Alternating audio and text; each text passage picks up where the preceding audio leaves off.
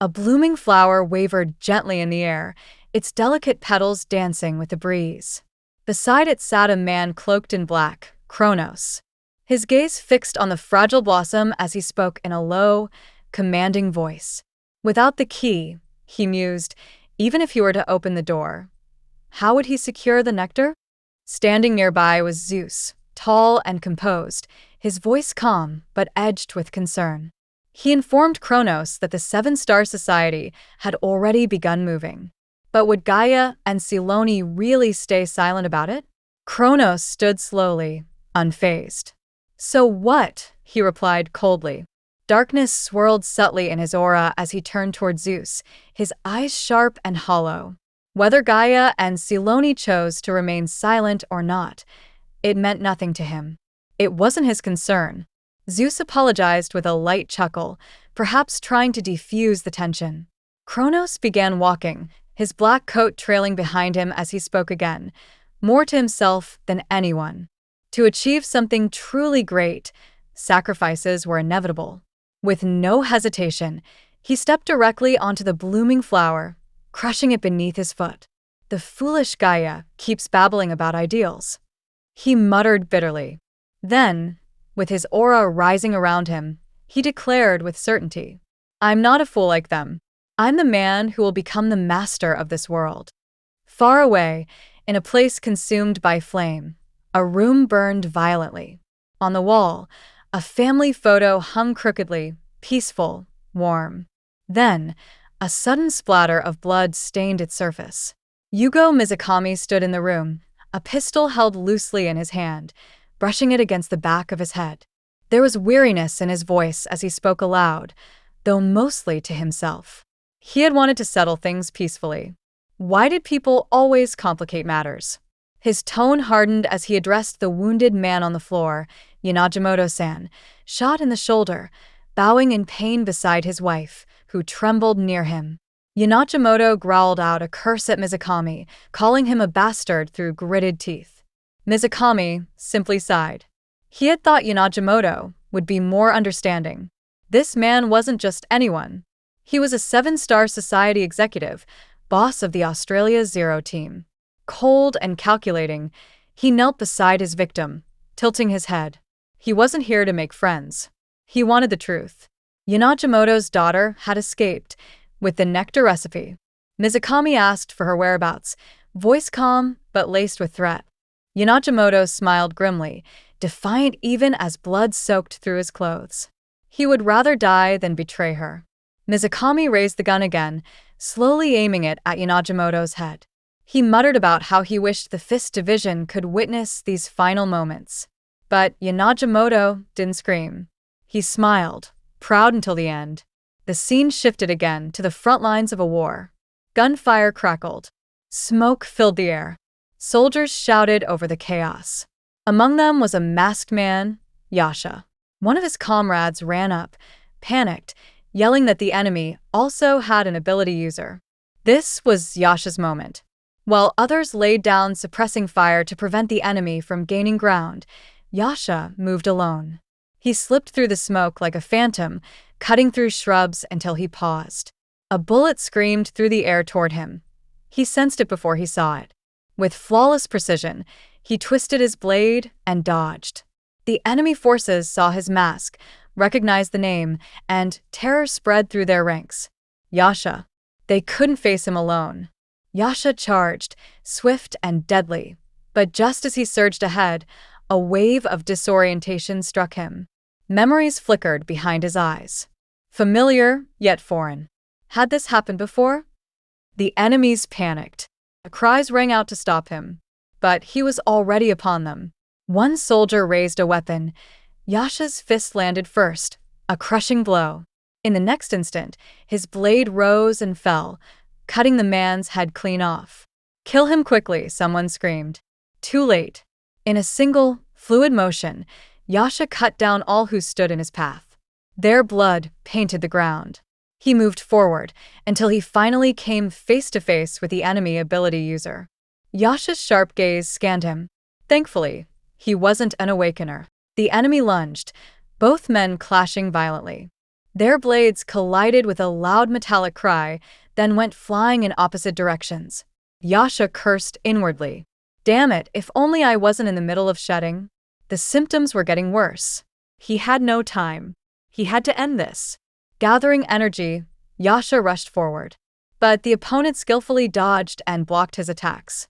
Then, with a sudden tug of telekinetic force, the enemy recalled his blade to his hand. As expected of someone called Yasha, he sneered. But still, a bit disappointing. Yasha shifted his stance, fluid, precise, and in that single moment, with perfect control and deadly power, he delivered his final strike. The fight was over. Later, aboard an airplane, Yasha drifted into an uneasy sleep. Darkness closed in, and within it, two women stood before him. Vague, ghostly. One asked the other if she truly believed this kid could become the key. The other responded with confidence. Don't worry. Fate will guide him. Yasha's eyes snapped open. He ran a hand through his hair, disoriented. Ever since I returned to Japan, I've been feeling dizzy. He wondered. Was it just a dream? No. It was more than that. It was a memory. What does ki even mean? He had no answer. Only a growing sense of dread. Eventually, he arrived at a place buried in childhood memories, a quiet, hidden spot he used to visit with his father. The room was dark, cold, and used for years. Dust covered everything. A single chair sat before several dormant computers. Yasha stepped in cautiously, pulling a phone from an old bag. The entire path here had felt strange, too quiet, too ominous. What happened while I was gone? He considered calling his parents. They had to be worried. He powered on the phone. It buzzed to life, revealing a flood of missed messages. His heart sank. Dozens of messages, left unanswered. His hands trembled as he read. His family had tried desperately to reach him, again and again, pleading with him to respond. Then, one message froze his blood. My deepest condolences. We couldn't get in touch with your family. We can't release the bodies without consent. Chiho Yanagimoto and Eriko Yanagimoto. They both have passed away. His uncle, his aunt, gone. And May, his cousin, missing. His knees weakened. His mind went blank. Tears streamed silently down his face. He poured liquor into a glass, staring into it blankly as the weight of it all crashed down on him. Then the silence broke. Screams. Cries. Agony. He howled in anguish, drove his fingers into the floor so hard they bled, slammed his head into the ground in fury. Pain wasn't enough. Anger boiled over. I'll find them, he screamed. The ones who did this to my father and mother, and I will surely avenge them. The scene shifts to a busy city, buzzing with life and noise. A girl hurried through the morning crowd, rushing to get to her job.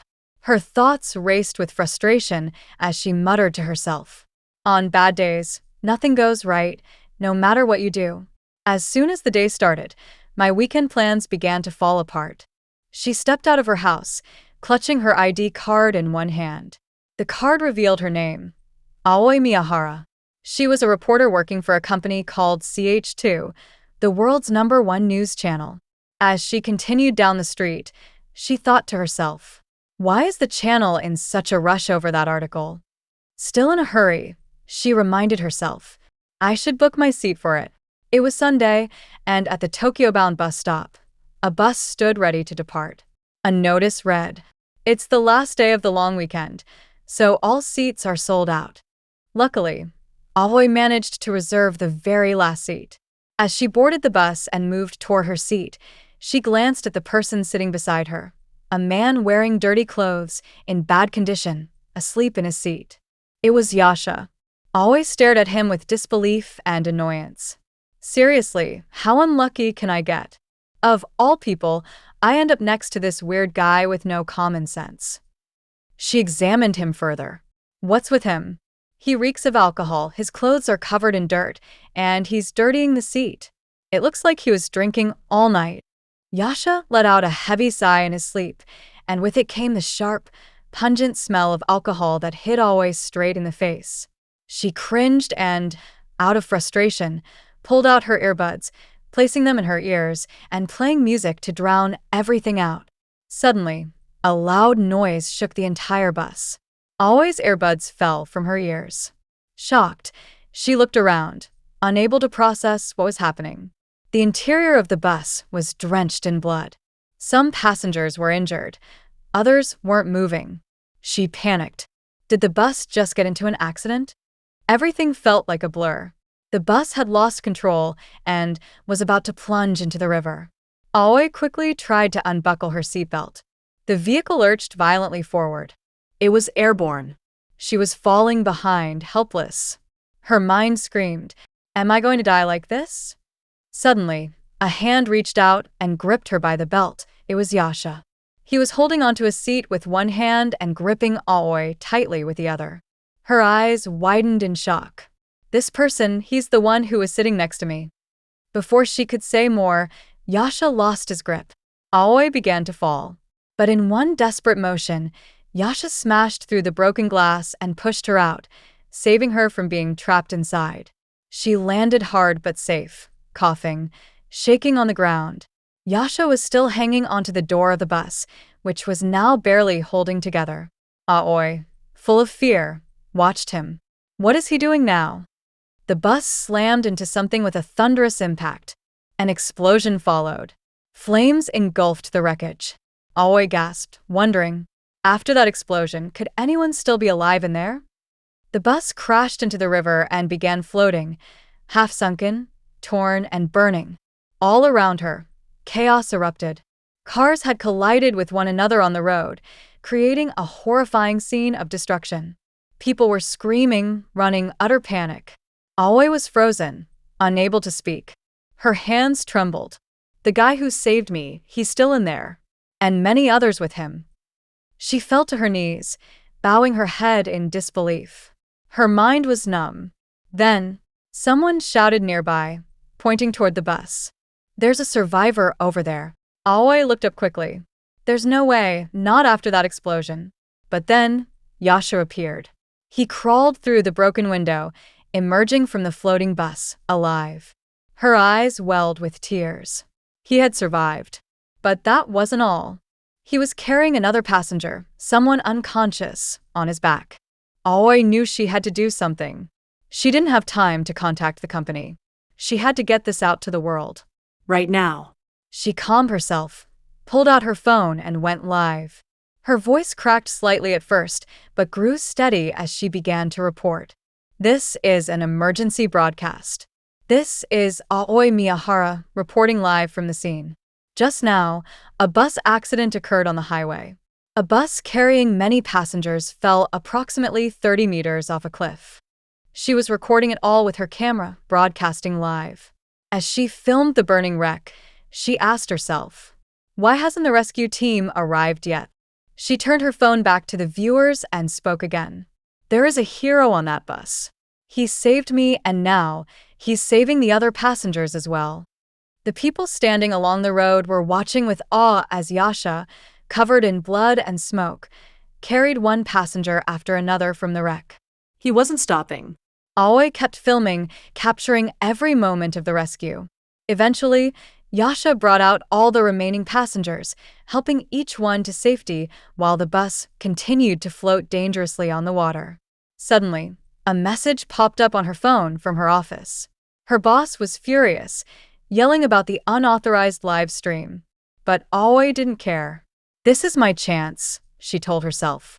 She quickly compiled the basic details and sent the story to the office, attaching the footage she had captured.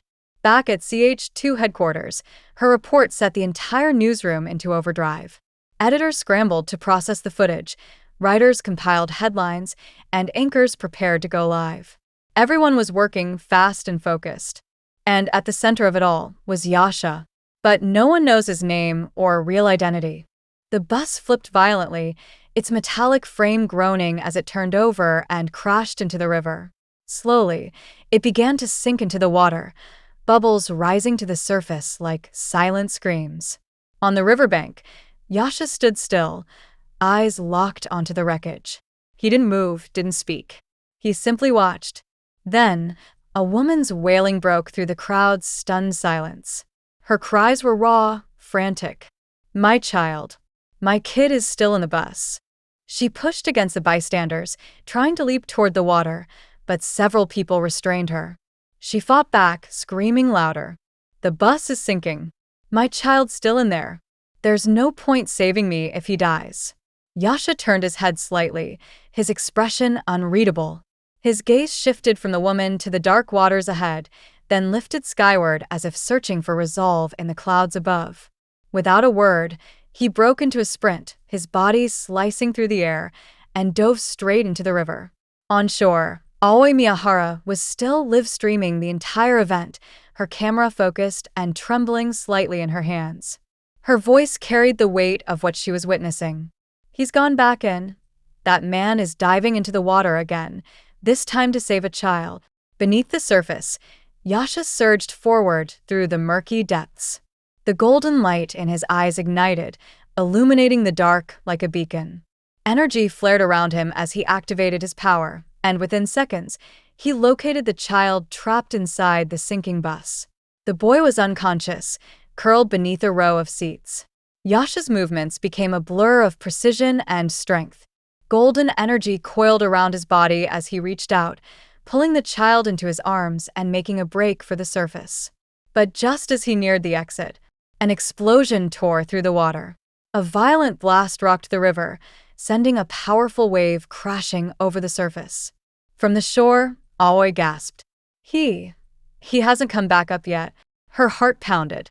What if he's trapped inside the bus? The mother, still on her knees, stared at the river in horror. Her hands trembled as tears streamed down her face. She had seen the explosion. Her soul screamed the truth she didn't want to believe. But then, a hand broke the surface.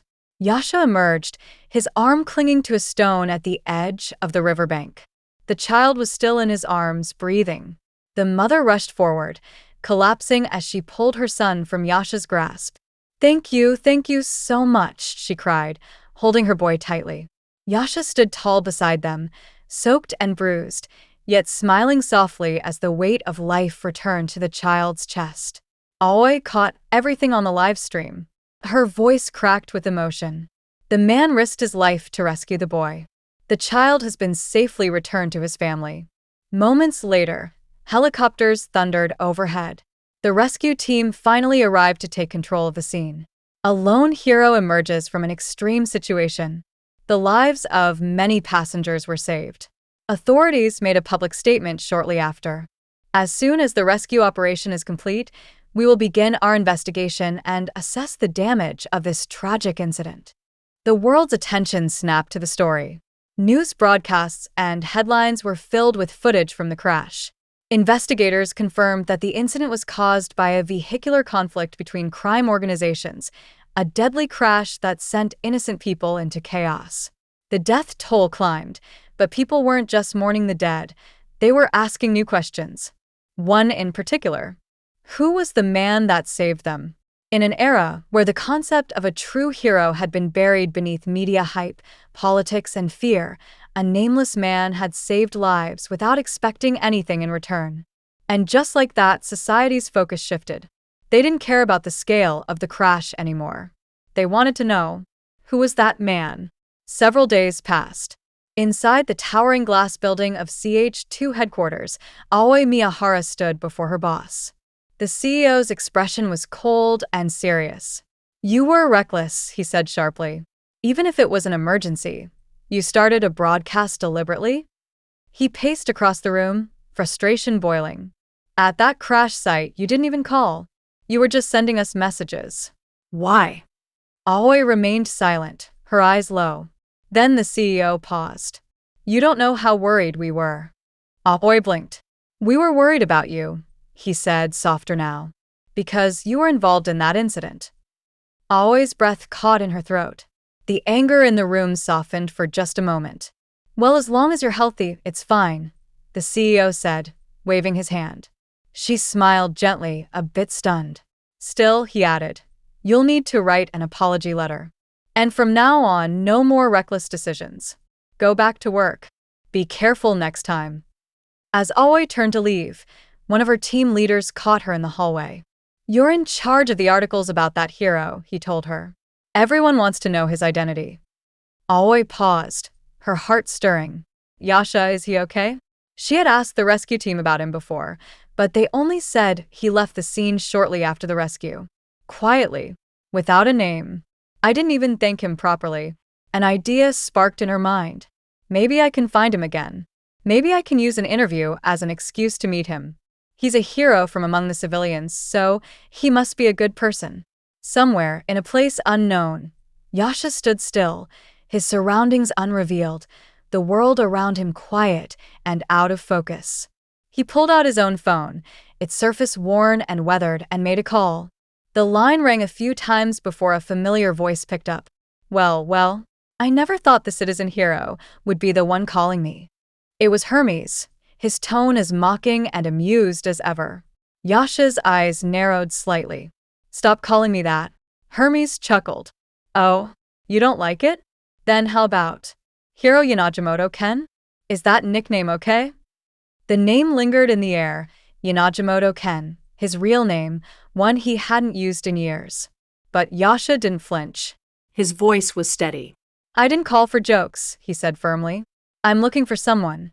Back in the city, inside the bustling headquarters of CH2, a large poster of the mysterious hero, Yasha, had been plastered on the wall. Beneath it, a hotline number was displayed. If you have any information about this citizen hero, please contact us. What had begun as a serious initiative quickly descended into chaos.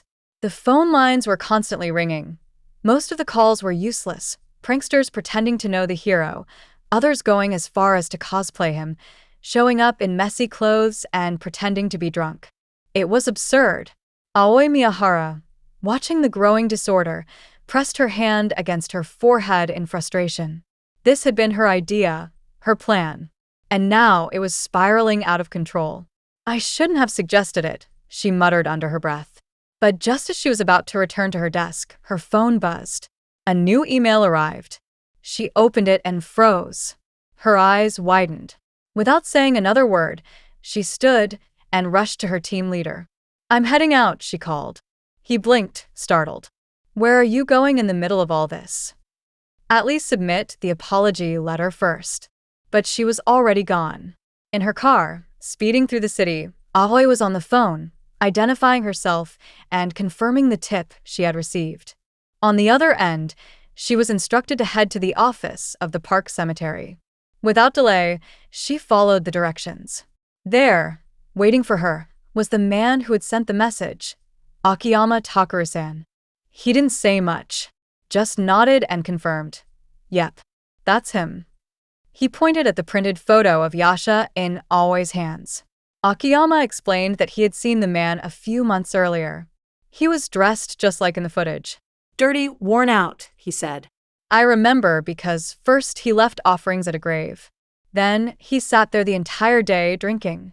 Aoi listened in silence. Eventually, she made her way to that very gravestone.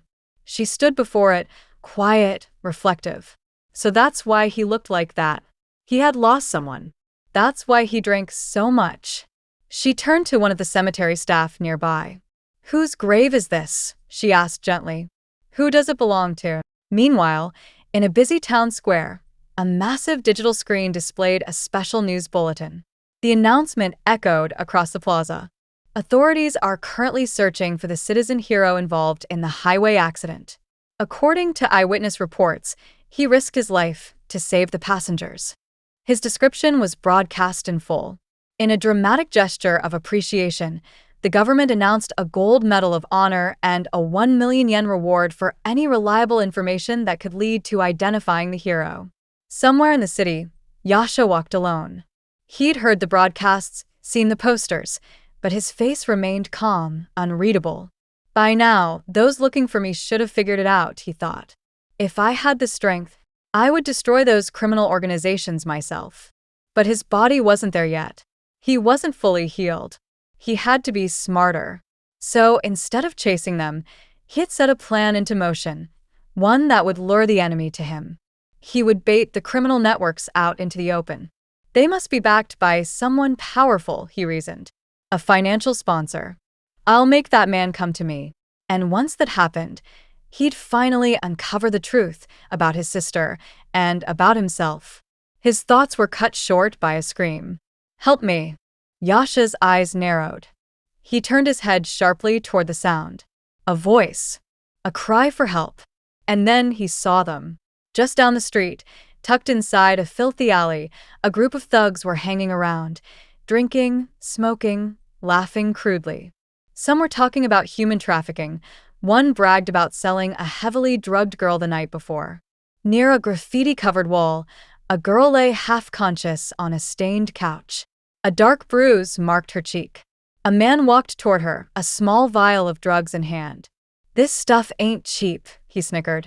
You think you're getting it for free? Then came a voice. Clear. Come. From behind them, Yasha stepped into the alley. They turned. Confused. Who the hell are you? One of them barked. Yasha said nothing at first. He stepped forward, scanning their faces. Then he spoke. You guys are trash, he said coldly. Living like bastards. Chained to your own filth. He smirked, mocking. For scum like you, who can't survive without chasing pleasure, you really are nothing but cowards. One man snapped, his face twisted in rage. You son of a... He lunged, fists swinging wildly. He landed punch after punch on Yasha's face, blow after blow, but Yasha didn't flinch. He stood there, silent, unmoving, taking it all. The other men watched in disbelief. He's done for, one muttered. But then, Yasha moved. He caught the man's fist in midair. The bone cracked under the pressure of his grip. The man screamed in agony. The others panicked and rushed toward him. But Yasha was a storm. With swift, calculated strikes, he threw them back, sending bodies flying into the walls, crashing into crates and pavement. His power was overwhelming. His aura undeniable. The alley was filled with gasps and groans. The men, beaten and terrified, backed away. Yasha stood firm, not even out of breath. He looked at the last man still conscious and said with a smirk, You were the ones who threw the first punch. This is self-defense. Got it. Back in the alley, tension thickened like smoke as a group of men surged forward, knives, blades, and makeshift weapons glinting under dim streetlight. Their faces twisted with rage and arrogance, believing their numbers would overwhelm him. But Yasha didn't flinch. He merely smiled. The first attacker lunged, slashing wildly. Yasha moved like a shadow, swift and precise. He spun effortlessly, dodging the blade, then slammed the man down with bone-crunching force. Another thug rushed in from the side, hoping to catch him off guard, but Yasha evaded smoothly and countered with a push that sent the man hurtling backward like a rag doll. A short distance away, more gang members heard the ruckus from the alley. One of them frowned, annoyed by the disruption, and turned to a tall, broad-shouldered man beside him, their most trusted enforcer. Go settle it, he ordered, his tone sharp. The enforcer, sensing something was off, nodded. He seems like a tough one. But as he approached the alley, the sight before him was staggering. Yasha stood in the center, untouched, while the bodies of the other men lay sprawled across the ground, groaning, unconscious, or too injured to move. Who are you? The henchman demanded, eyes narrowing. Yasha's response was calm, almost bored. Just a civilian passing by. It got noisy, so I came to check it out. The enforcer scoffed. Don't get cocky just because you took out some underlings. Without warning, he lunged, throwing a heavy punch. But Yasha sidestepped it with ease. In one seamless movement, he kicked the enforcer hard in the ribs, then grabbed his head. His eyes flickered with a red aura as he drove a devastating punch into the man's face, launching him across the alley and slamming him into a wall. The gang boss, watching from a distance, blinked in disbelief. Who the hell is this guy? Before he could react, another thug sprinted toward Yasha, wielding a half-empty bottle of alcohol. Yasha's expression turned cold. With one fluid motion, he brought the man down in a single, brutal blow. Now standing alone in the silence, Yasha exhaled slowly, the air around him seeming to shift with his power. Then, screeching tires. A car tore down the alley toward him, engine roaring. Behind the wheel was the golden-haired man, the same one who had drugged the girl earlier. His face was twisted in panic as he tried to escape. Yasha didn't move. As the car came within inches of hitting him, he stepped down with crushing force. The car's hood crumpled like foil beneath his foot. The golden glow in his eyes intensified. His ability had activated.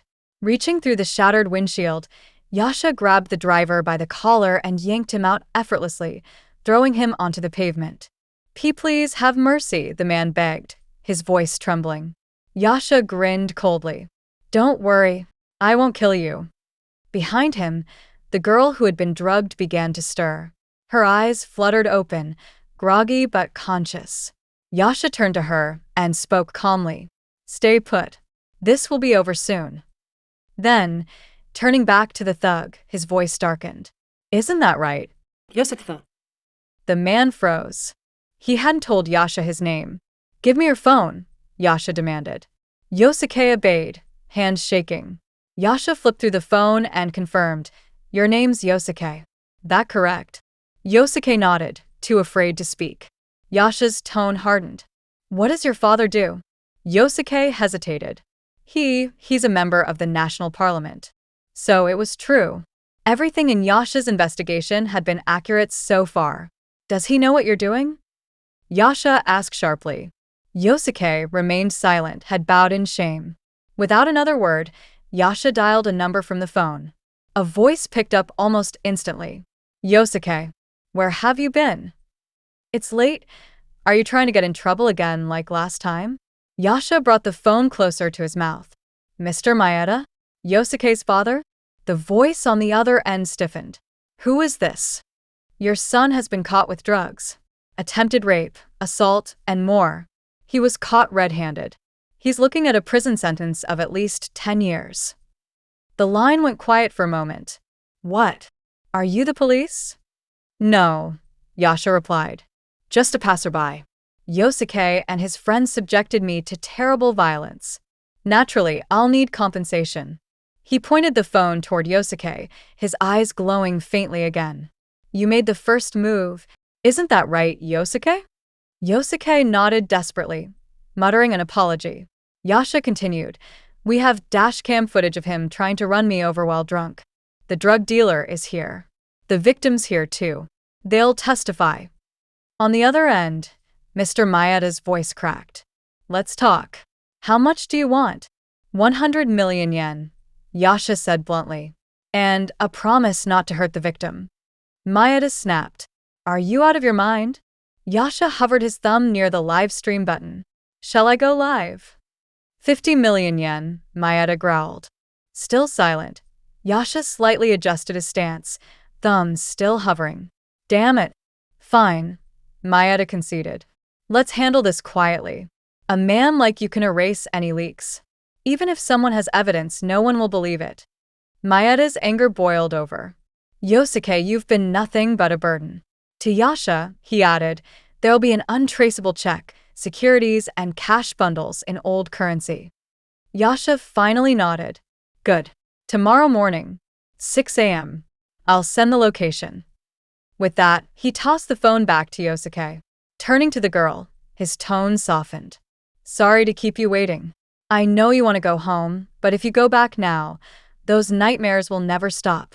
To get rid of fear, you need to eliminate the source." At dawn the next morning, Mr. Maeda arrived at the agreed location, face cold and tense.